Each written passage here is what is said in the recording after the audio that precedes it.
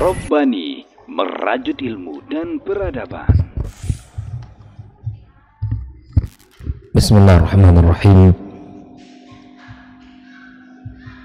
Assalamualaikum warahmatullahi wabarakatuh. Innal hamdalillah nahmaduhu wa nasta'inuhu wa nastaghfiruhu wa nastahdihi wa na'udzu billahi min shururi anfusina wa sayyiati a'malina. May yahdihillahu fala mudilla lahu wa may yudlilhu fala hadiya lahu. Asyhadu an la ilaha illallah wahdahu la syarika lah wa asyhadu anna Muhammadan abduhu wa rasuluhu alladzi la nabiyya ba'da wa la rasulah. Qala ta'ala ya ayyuhalladzina amanu ittaqullaha haqqa tuqatih wa la tamutunna illa wa antum muslimun. Wa qala ta'ala ya ayyuhalladzina amanu ittaqullaha wa qulu qawlan sadida yuslih lakum a'malakum wa yaghfir lakum dhunubakum wa man yuti'illaha wa rasulahu faqad faza fawzan 'azima.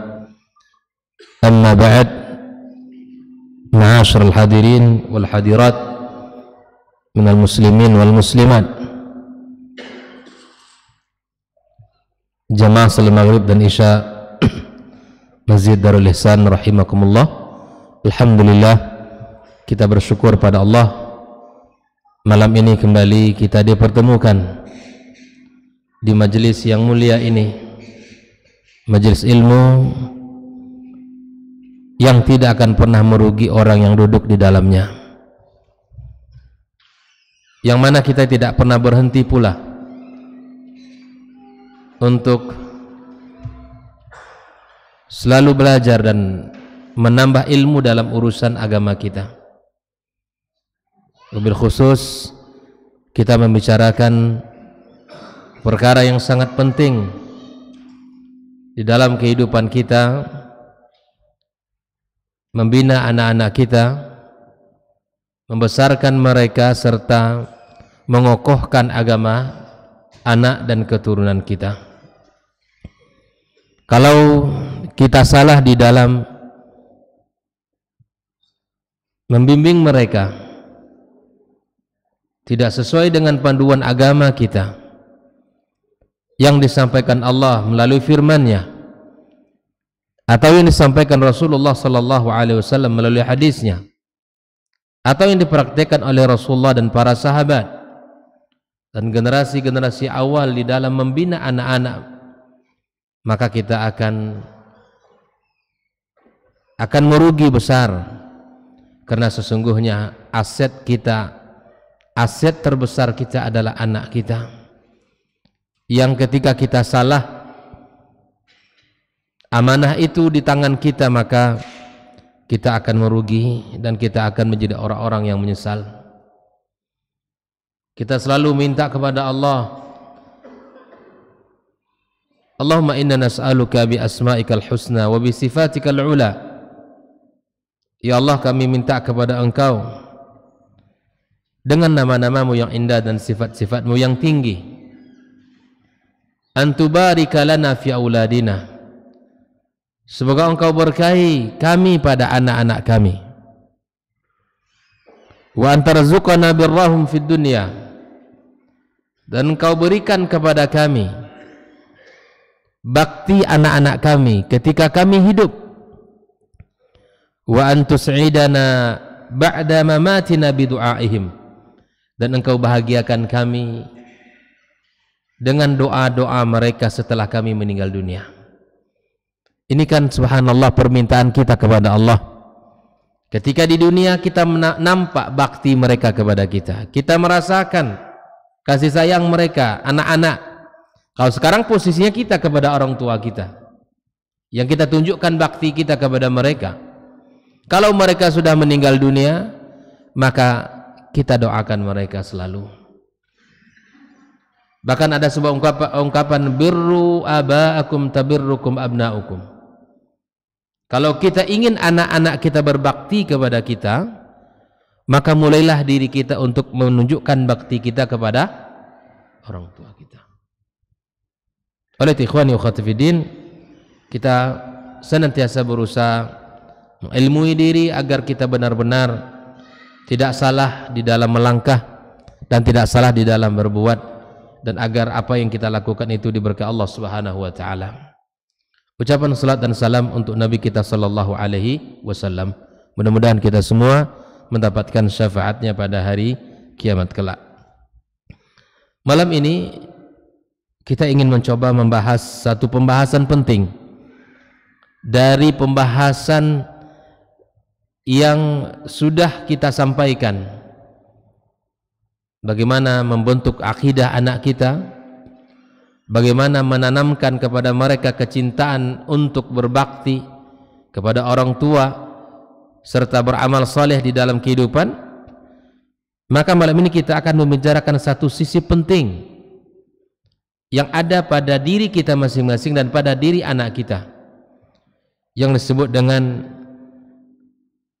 pemikiran, perkembangan akal. Bagaimana kita menanamkan pada diri anak-anak kita cara mengembangkan dan menumbuhkan akal anak-anak kita. Karena sesungguhnya masing-masing dari kita memiliki potensi-potensi. Anak kita semuanya memiliki kecerdasan yang berbeda-beda. Anak kita memiliki kelebihan-kelebihan yang berbeda-beda.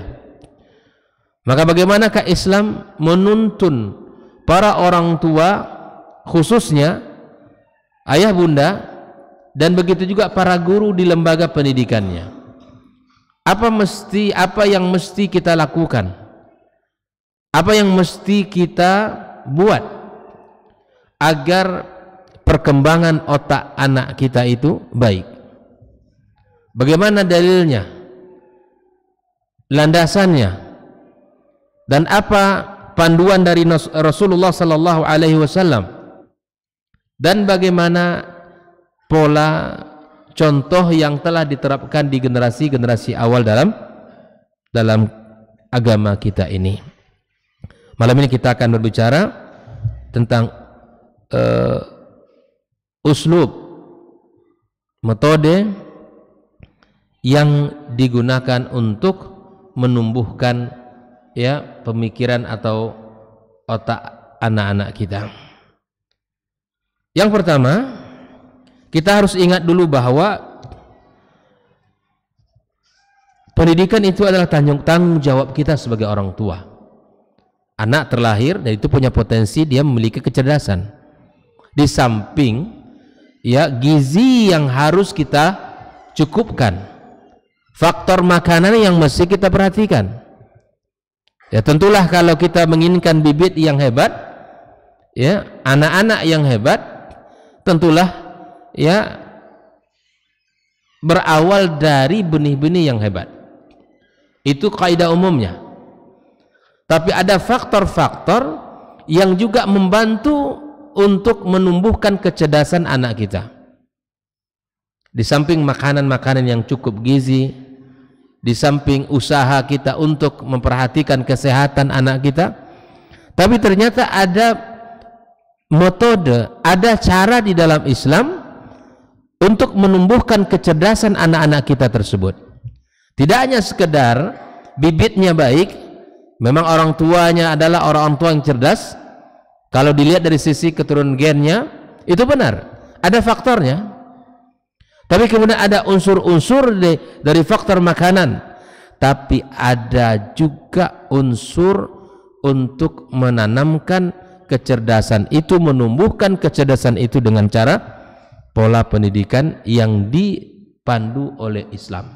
Yang pertama, yang mesti dilakukan oleh orang tua adalah riwayatul qasas lil tifl wa qira'atuha lah, yaitu kita dengan cara membacakan kisah-kisah kepada anak-anak kita, memperdengarkan kepada mereka kisah-kisah Islam, kisah-kisah di dalam agama kita, baik kisah yang Allah sebutkan di dalam Al-Quranul Karim, kisah-kisah para nabi, kisah-kisah zaman-zaman orang-orang terdahulu, atau kisah para sahabat, kisah para tabi'in, dan kisah orang-orang hebat di dalam Islam. Maka di antara kurikulum yang sangat penting di dalam pendidikan Islam, yang juga mesti hadir kurikulum itu di rumah tangganya, adalah membacakan kisah-kisah tersebut kepada anak-anak kita. Maka di sini disebutkan tal'abul qissatu dawran kabiran fi syidd intibahi tifl, karena kisah itu akan sangat mudah untuk membuat anak kita cepat tertarik dalam sebuah permasalahan. Di peran kisah itu sangat penting. Kalau dulu kita dengar dongeng itu tidak, bukan ini kita maksud. Karena di dalam kehidupan kita banyak kisah-kisah yang tidak ada, yang tidak benar. Bukan ini yang dimaksud. Yang kita maksudkan adalah membacakan kisah-kisah yang itu ada sumbernya, kisah para nabi, kisah para rasul, kisah para sahabat dan sebagainya. Ini yang dimaksud, bukan cerita rakyat yang tidak berdasar, bukan cerita-cerita dongeng, bukan. Atau misalnya apa ya, cerita maling, nah, itu misalnya seperti itu tidak perlu. Itu yang akan memberikan pengaruh itu adalah kisah-kisah yang memiliki sejarah dalam Islam, itu ada akarnya berdasarkan Al-Quran dan hadis Nabi SAW. Ini yang kita maksud. Dan itu akan sangat berpengaruh terhadap pikiran anak kita. Coba Bapak Ibu bandingkan ya, anak-anak yang ketika kecil senantiasa diberikan kisah oleh orang tuanya, itu akan memiliki kecerdasan yang sangat banyak. Pertama, kecerdasan anak itu akan kecerdasan berpikir, itu jelas itu. Anak yang sering dibacakan kisah itu akan sangat mudah dia untuk cepat memahami sesuatu, dan sangat mudah dia untuk menyampaikan, punya skill, punya kemampuan dia untuk menyerap apa yang disampaikan dan menceritakannya kembali. Nah, itu jelas ya. Jadi subhanallah, ini akan membangkitkan pikiran anak kita. Dan itu akan, kalau kita buatkan posisinya, urutan, maka kisah ini adalah yang paling pertama. Kalau kita bertanya, apa saja faktor-faktor yang bisa kita lakukan untuk mencerdaskan anak kita, salah satunya al-markaz al-awwal, urutan yang pertama itu adalah menyampaikan kisah itu pada anak kita. Di mana Rasulullah Sallallahu Alaihi Wasallam menyampaikan kisah kepada para sahabat, baik itu kisah yang disampaikan kepada orang-orang dewasa ataupun kisah-kisah yang disampaikan kepada anak kecil. Kita saja orang dewasa suka mendengarkan kisah, apalagi anak. Nggak bisa dipungkiri itu, Pak. Kita saja kalau ada kisah-kisah disampaikan, itu sangat memberikan pengaruh dalam jiwa kita. Apalagi jalan kisah itu mirip pula dengan jalan kehidupan kita. Nah, ini sangat memberikan arti dalam kisah itu kepada kita. Ada kisah-kisah yang jalan kisah itu ceritanya sama, walaupun tidak sama, mirip dengan apa yang ia alami dalam kehidupan. Itu akan sangat berarti di dalam memaknai kisah tersebut. Nah, ikhwani akhwati fiddin, hafizakumullah wa ra'akum. Ya. Maka sebagian para ulama mengatakan bahwa kisah itu memberikan pengaruh yang luar biasa, sehingga para ulama salaf mengatakan al-hikayatu jundun min junudillahi ta'ala. mereka memaknai bahwa kisah itu, kisah-kisah itu adalah tentara-tentara Allah Subhanahu wa taala yang kita tetapkan, yang kita tanamkan pada diri anak-anak kita. Artinya apa?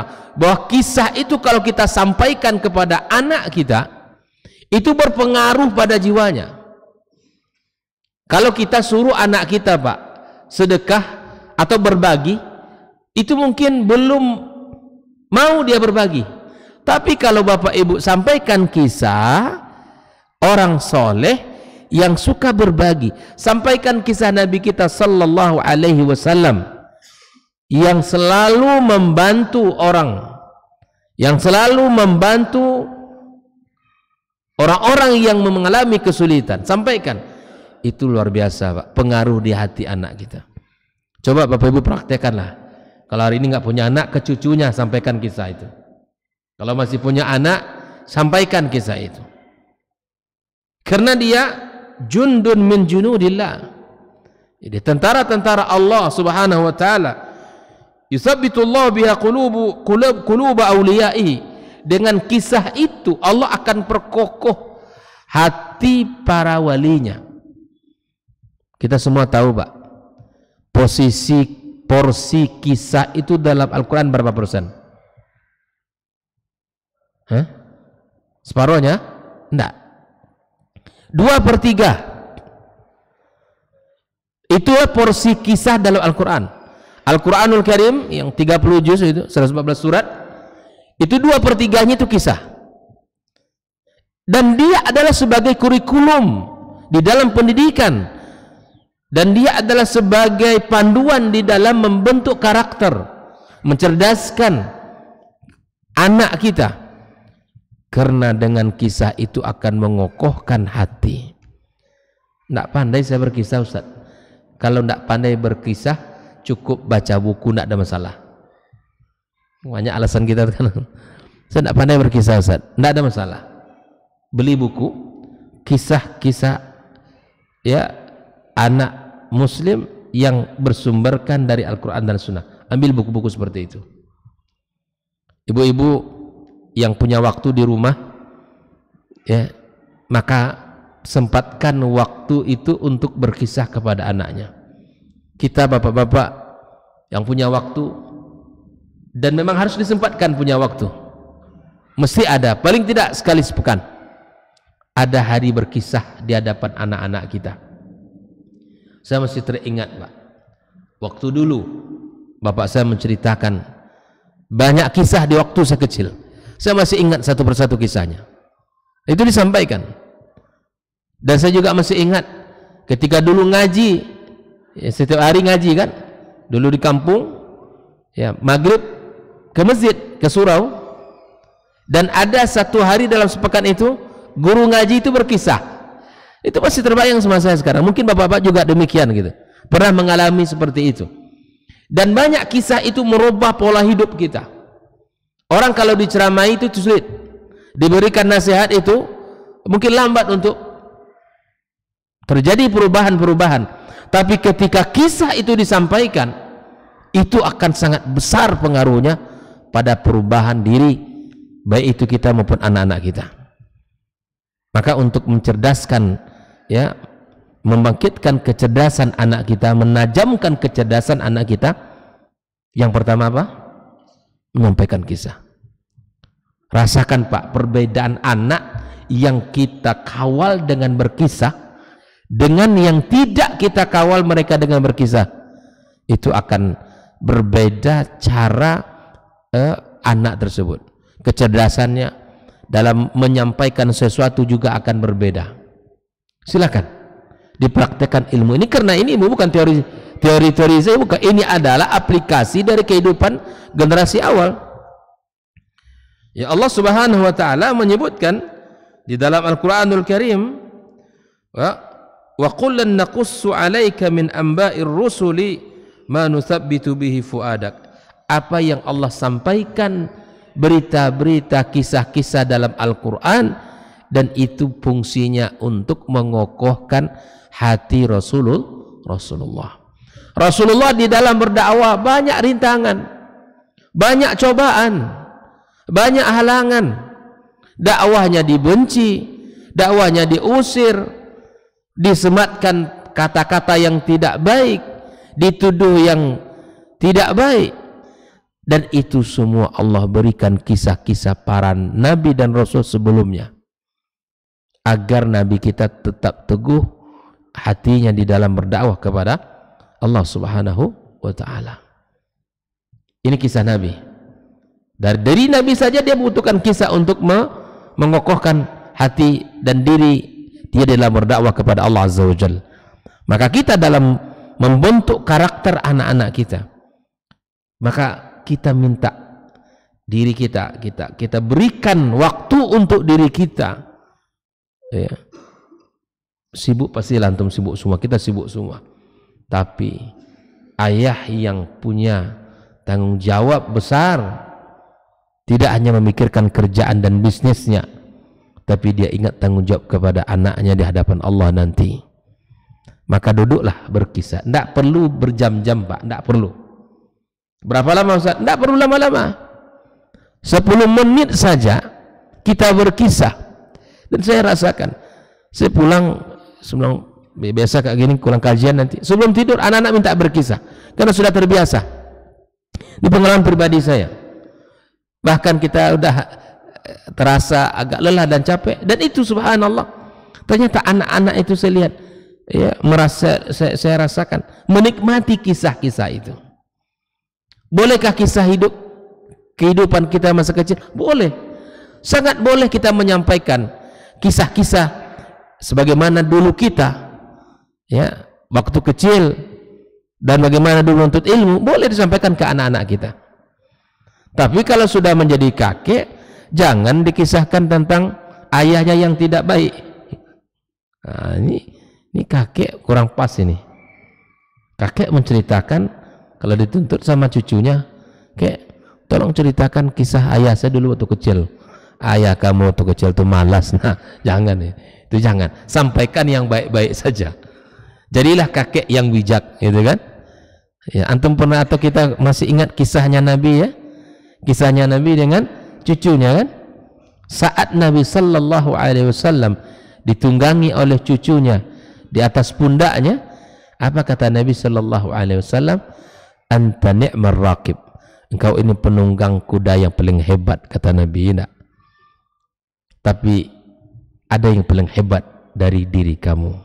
Oh, tentu kaget dia. Cucunya ini penasaran, siapa pula yang paling hebat dari saya? Maka Nabi mengatakan, abuka, bapak kamu itu penunggang kuda yang hebat, Ali bin Abi Thalib radhiyallahu ta'ala. Dibangun, ya, nilai positif pada diri anak, pada diri cucu kita. Jangan dijatuhkan anak kita atau ayah dari anak kita, dari cucu kita, ya, jangan dijatuhkan kedudukan, ya, qudwah, kebaikan ayahnya di depan anak, di depan anaknya atau di depan cucu kita. Jelas, ya? Kalau kita diminta berkisah oleh anak kita, dengan senang hati kita sambut. Baik, ayah akan berkisah malam ini. Kisah apa ayah? Ayah akan berkisah tentang Nabi kita sallallahu alaihi wasallam. Ambil satu potongan kehidupan Nabi kita sallallahu alaihi wasallam, sampaikan. Ini akan memberikan pengaruh cinta itu pada diri anak-anak kita, Pak. Wallahi, ini nikmat anak-anak kita kenal dengan nabinya sallallahu alaihi wasallam. Sampaikan ini. Makanya subhanallah, kata Imam Abu Hanifah, beliau menyebutkan al-hikayatu min anil ulama, ya, bahwa cerita kisah-kisah tentang para ulama, ya, wa mahasinuhum, dan kebaikan-kebaikan mereka yang disampaikan, ahabba ilayya min katsirin minal fiqh, lebih aku sukai daripada pembahasan fikih. Imam Abu Hanifah itu berbicara tentang kisah-kisah para ulama dan kebaikan-kebaikan mereka, perjuangan mereka, akhlak-akhlak mereka, itu lebih aku sukai daripada membahas tentang permasalahan fikih, kata beliau. Kenapa demikian wahai Imam Abu Hanifah? Li'annaha adabul qaum. Karena pada kisah mereka itu terdapat adab-adab dari suatu kaum. Tahunya kita hebatnya Imam Abu Hanifah, kita baca kisah mereka, biografi mereka. Tahunya kita Imam Malik seperti apa, kita baca. Kita ceritakan pula tentang Imam Malik tersebut. Begitu juga tentang Imam Syafi'i rahimahullah ta'ala. Begitu juga tentang Imam Ahmad Ibn Hanbal. Kita sampaikan kisah-kisah hidup para ulama sehingga anak-anak kita ada kecerdasan mereka untuk melatih diri mereka. Ternyata ada orang-orang hebat. Jangan diputus kisah-kisah hebat itu dalam diri kita, diri anak-anak kita. Jangan diputus mata rantai itu, karena kalau putus mata rantai itu, itulah anak kita tidak punya harapan besar di dirinya, tidak punya cita-cita, tidak punya keinginan yang tinggi, yang menyala-nyala, yang menggebu-gebu, tidak. Karena tidak ada perbandingan dalam anak-anak kita. Apalagi yang ditontonnya hari ini kisah-kisah yang main game dan seterusnya. Tidak ada yang menumbuhkan kecintaan mereka terhadap Islam. Untuk menumbuhkan ibadah pada diri anak kita perlu kisah-kisah dalam Islam. Untuk menumbuhkan semangat belajar juga demikian, perlu kita sampaikan kisah-kisah orang-orang zaman dahulu. Semangat dia menghafal, itu juga perlu kita sampaikan kisah-kisah. Coba deh para orang tua mengambil bagian untuk menyampaikan kisah ini, Pak. Pulang kita nanti berkisahlah. Tidak sampai 10 menit, 5 menit. Kisahkan ke anak kita satu kisah. Dengar sini nak, dengar sini. Ayahmu berkisah. Macam guru SD. Tidak masalah. Kita memang guru bagi anak-anak kita. Apapun profesi kita hari ini, kita guru. Kita pendidik. Sampaikan kisah itu. Sini, ayah berkisah. Atau buat jadwal, Pak. Setiap hari ini, ayah minta anak-anak ayah duduk. Ayah ingin berkisah. Dan tolong dengarkan. Dengan uminya sekali, tidak ada masalah. Dengarkan. Dengan begitu Pak, insya Allah anak-anak kita akan terlatih, dia akan mencerna, dan kemudian dia akan lebih suka kepada kisah-kisah itu. Akan dia suka. Dan akan mudah pula dia belajar untuk menyampaikan apa yang sudah kita sampaikan. Ini. Ikhwani wa akhwati, apa di antara kisah-kisahnya? Kisah Nabi disebutkan dalam kitab ini, Qissah Sayyidina Ibrahim wa Ismail wa ummihi alaihim salam. Kisah Nabi Ibrahim, kisah Nabi Ismail dan ibunya Hajar alaihimus salam. Itu ambillah kisah itu. Beberapa kisah-kisah itu ambil, disaring dan diambil, dipahami.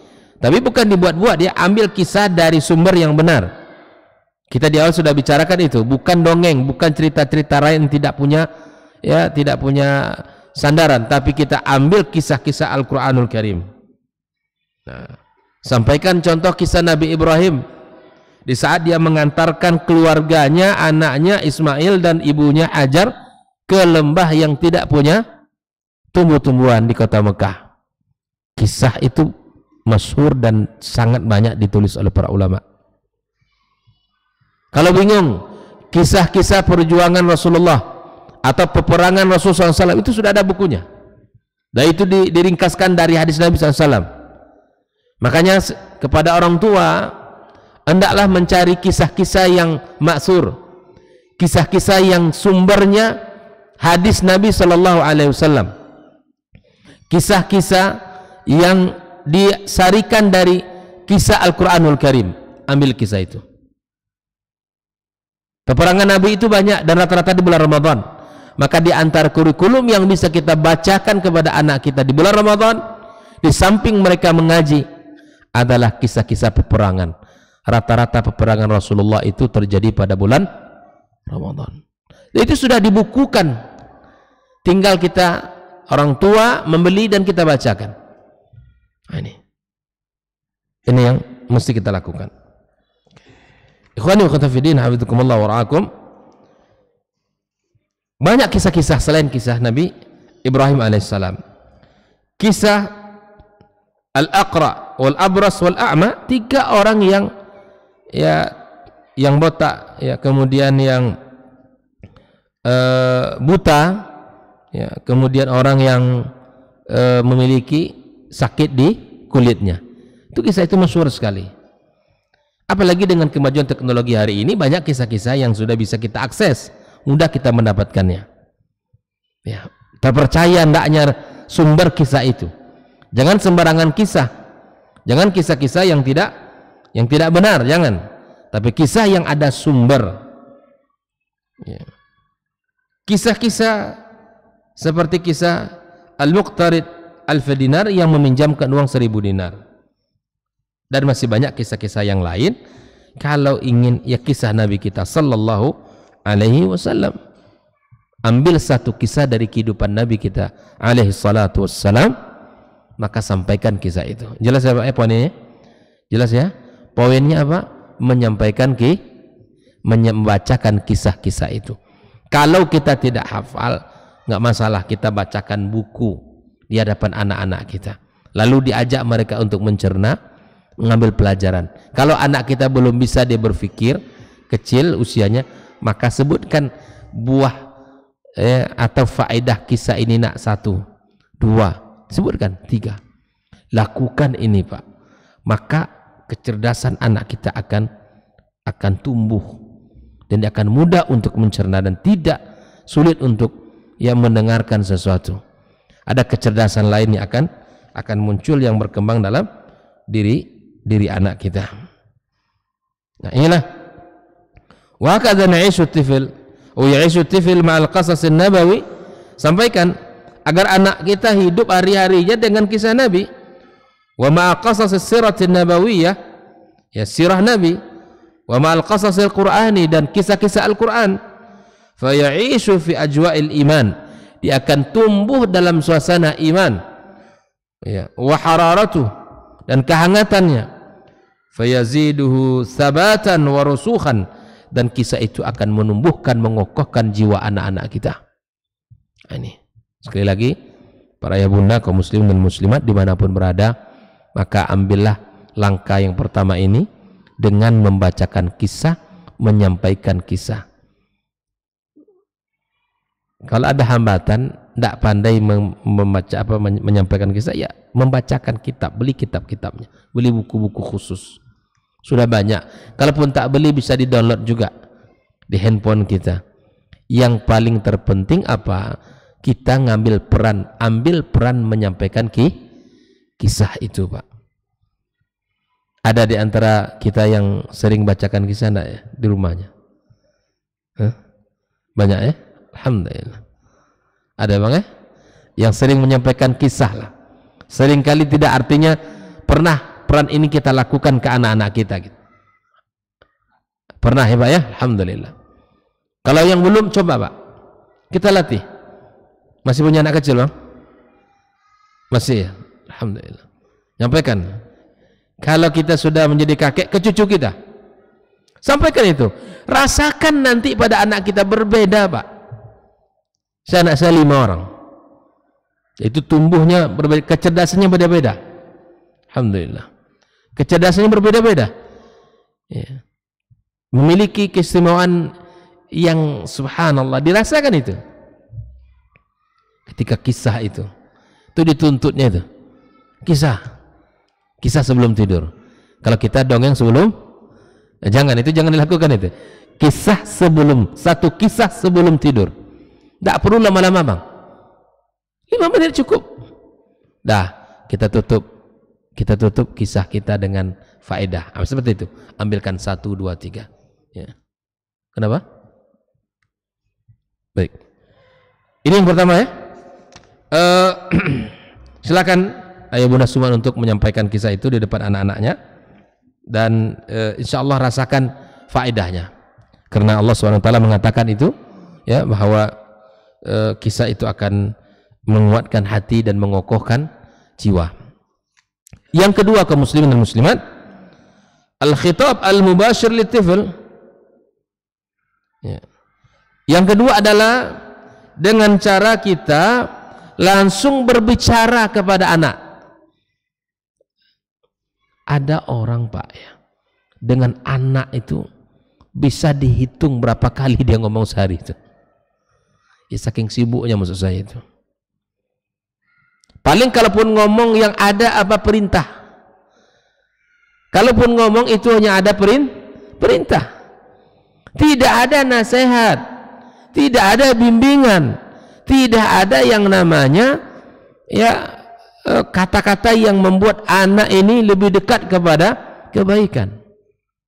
Al-khitab al-mubashir, kita langsung bicara kita sebagai ayah depan anak. Sini nak, saya ingin ngomong sama kalian semuanya. Sampaikan pesan-pesan agama, pesan-pesan Allah dalam Al-Quran, pesan-pesan Nabi kita sallallahu alaihi wasallam. Ngobrol, duduk dengan anak kita dengan waktu yang tidak ya waktu di ujung-ujung, tapi waktu yang berkualitas, waktu yang kita peruntukkan kepada anak kita. Duduk di dengan mereka, duduk di hadapan mereka sama-sama, ya, maka sampaikan, bicara langsung seperti mana Rasulullah sallallahu alaihi wasallam, hadis Ibnu Abbas radhiyallahu taala an yang diriwayatkan Imam Tirmidzi dalam sunannya, kuntu khalfan Nabi sallallahu alaihi wasallam yauman. Itu Ibnu Abbas langsung menceritakan kesannya dari Nabi, apa yang ia rasakan langsung dari Nabi, langsung dia bisa menceritakan. Faqala, Nabi berkata, Ibnu Abbas menceritakan bahwa Nabi pernah berkata kepada saya begini, faqala ya gulam, wahai anak kecil, kata Nabi SAW, inni u'allimaka kalimat, aku ajarkan kepada kamu beberapa kalimat-kalimat. Maka kami Pak, inspirasi dari kisah ini, kita meminta para orang tua untuk menulis pesan untuk anak. Nah, ini pernah enggak? Ya, menulis pesan untuk anak. Kalau pesan lisan sering Pak, mungkin. Tapi ada momen-momen tertentu orang tua itu di lembaga kami minta untuk menulis pesan untuk anak. Menulis pesan di mana? Di surat, di kertas. Saya amati ternyata beragam. Ada yang lancar nulisnya, ada yang nggak gerak-gerak penanya itu. Apa yang mau ditulis?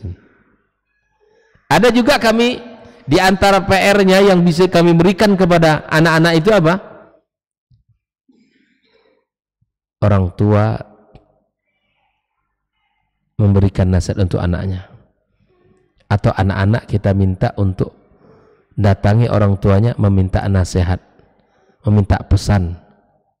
Subhanallah Pak, ada orang tua mengaku bahwa seumur-umur saya belum pernah mendapatkan PR anak sekolah seperti ini. Saya diminta oleh anak saya nasihat. Dia bilang begini, iya, tolong nasihati saya ya. Coba Pak, kalau anak-anak datang kepada kita, Bi, tolong nasihati Bi. Apa pesan untuk, kalau mungkin disebut abang, apa pesan untuk abang Bi? Masya Allah Pak, ini nikmat ini. Serius itu. Ketika anak kita minta seperti itu, tanggapi dengan baik. Sini nak. Habis sampaikan pesan.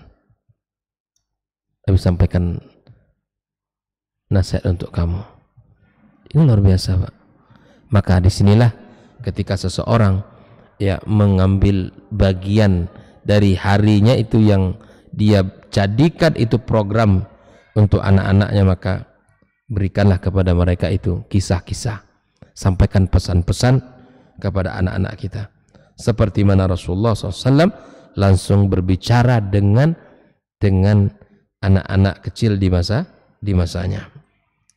Fa Rasul sallallahu alaihi wasallam yubashir ila al-mawdu' alladhi yuriduhu. Nabi langsung menyampaikan pesan apa yang ia inginkan.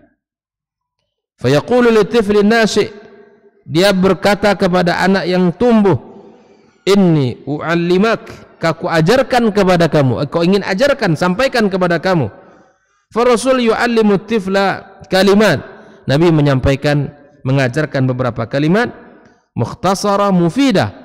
Kalimatnya singkat tapi padat makna. La tula fiha, enggak boleh kata Nabi itu panjang-panjang, enggak. Kan Nabi kan memiliki kesulitan jawami'ul kalim, ya. Kalimatnya singkat dan padat. Itu kesulitan Nabi itu. Ungkapannya singkat tapi padat makna. Wala malal, perkataan Nabi tidak juga membuat bosan. Wa dzalika insijamun ma'a tabi'ati at-tifl al-fikriyah. Sangat sesuai dan cocok untuk menumbuhkan kecerdasan pemikiran anak-anak. Allati tatallab al-kalimatul qasira, yang hanya disampaikan dengan kalimat singkat, al-mujaza, al-jami'ah, al-ghaniyah bil ma'ani wal afkar, dan sangat padat makna dengan nilai-nilai yang sangat tinggi. Ini yang harus kita pahami. Bunda, kaum muslimin dan muslimat, ini yang kedua, sampaikan nasihat langsung kepada anak kita. Sini, kalau saya sampaikan tadi, ada ayah yang memang tidak banyak ngomong, apalagi tipikal ayahnya pun pendiam. Satu. Yang kedua, ditambah dengan kesibukan, lebih tak lagi ada waktu ngomong tuh anak. Kalaupun ngomong, ya itu tadi perintah saja. Perintah, makan, mandi, apa lagi? Tidur, istirahat, baca, salat, ya, bahasa-bahasa gitu saja. Yang kita maksud di sini adalah para ayah bunda, kaum muslimin dan muslimat, bagaimana nasihat itu langsung dari lisan kita. Sini nak, dia ingin sampaikan sesuatu untukmu. Nasihat ini tolong dipegang dalam hidupmu, dimanapun kamu hidup, di tempat negeri manapun kamu tinggal nantinya. Mungkin ayah tidak ada lagi, ayah sudah meninggal, bunda mungkin sudah meninggal, tapi ini filosofi hidupmu nak, yang harus kamu pegang baik-baik dalam dirimu. Jangan pernah ini kamu tinggalkan. Pernah kita seperti itu ya kepada anak-anak kita? Tentunya orang tua kami yang lebih tua usianya dari kami tentu lebih berpengalaman dalam bab ini. Tapi ini adalah sesuatu yang ditekankan oleh Islam dan itu kita aplikasikan. Orang-orang tua kita dulu juga begitu. Ada pitatah pititi hidup kan ya, banyak dalam istilah-istilah orang kampung kita. Nasihat-nasihat dalam kehidupan itu juga sangat banyak, dan itu berpengaruh itu dalam kehidupan anak kita. Sampaikan kepada mereka. Azan. Baik, sedikit lagi ya, saya akan tutup. Sekali lagi bahwa ketika ini yang kedua ya, yang pertama apa tadi? Menyampaikan kisah. Tolong, kalau kita masih punya anak, yuk sama-sama kita buah daripada ilmu ini, atau kita punya jadi kakek, nenek, ya sampaikan ke cucu kita. Yang kedua apa? Berbicara langsung kepada anak kita, memberikan nasihat, memberikan bimbingan, pesan-pesan hidup, pesan-pesan tentang ketaatan, pesan-pesan tentang agama langsung. Maka insya Allah ini akan memberikan pengaruh yang dahsyat kepada anak-anak kita. Insya Allah dua poin itu yang bisa kita bahas dulu pada kesempatan yang berbahagia ini. Mudah-mudahan Allah Subhanahu wa taala berikan kepada kita kemudahan-kemudahan, bimbingan, taufik, serta kebahagiaan di dunia dan di akhirat kelak dengan diberikan kepada kita anak-anak yang saleh dan saleh. Semoga kita orang tua, para orang tua diberikan ya kesehatan serta ya ilmu yang cukup di dalam membina dan mendidik anak-anak kita semuanya. Wallahu taala alam. Terima kasih atas perhatian semuanya, dan semoga Allah pertemukan kita pada majelis berikutnya, dan kita tutup dengan doa kafatul majelis. Subhanakallahumma wa bihamdika asyhadu an la ilaha illa anta astaghfiruka wa atubu ilaik. Wassalamualaikum warahmatullahi wabarakatuh.